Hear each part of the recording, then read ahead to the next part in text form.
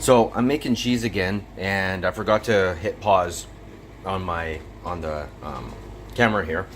So what I'm doing is, because I wasn't sure how much milk I had left, I'm just doing this for the quick references and stuff. So a third of a cup of white vinegar right here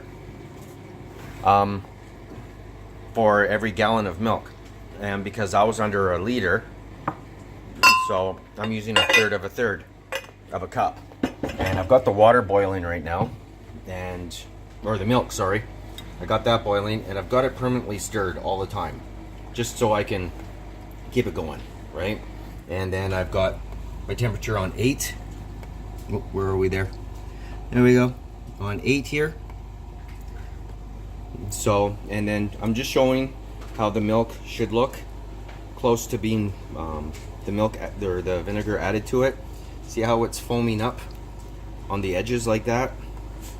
And I can put my pinky in there because I'm the only one that's going to eat it. And so, but that's how you do that. And in fact, this is almost ready now. But I do have my cheesecloth and stuff like that. I'm going to see if I can flip this camera around without screwing anything up. Oh, that's pictures. Okay, so you're stuck with me this way. So that's the milk. I got my cheesecloth right here. You know, in my colander and another bowl, because if we can use the product afterwards, like the whey stuff, sorry, we'll do that. So I got my milk almost boiled here, like that. So what I'm gonna do is I'm gonna add the vinegar right to it, like that. And you can just almost start seeing it curdle right away. And I did turn off the heat.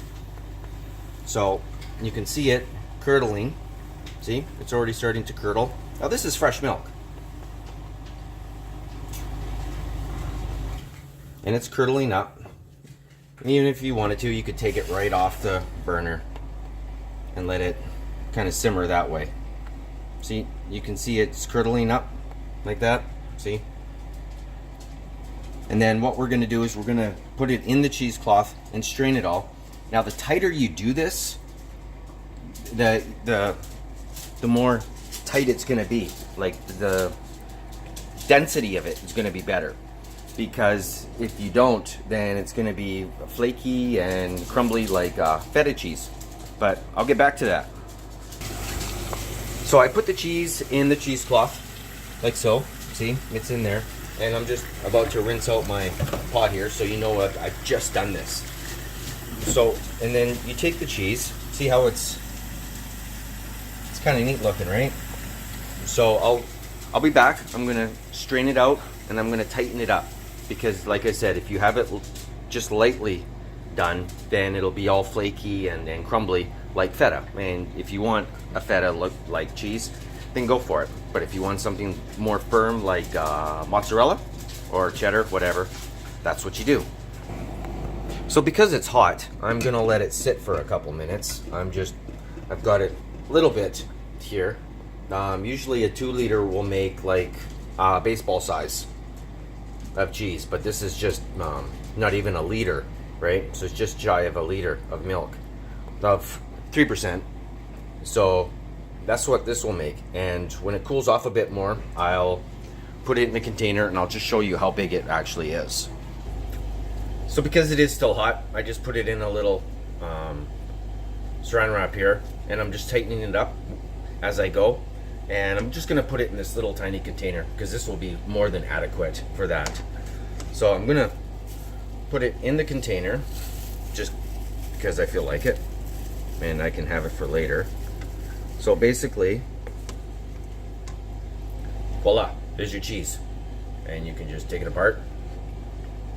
And it just doesn't taste like anything. It's really just curdled milk, but it tastes really good because you've heated it, you've created the bacteria to start for the cheese. So we're gonna save the milk juice, and I'm gonna find out if I can do something with that.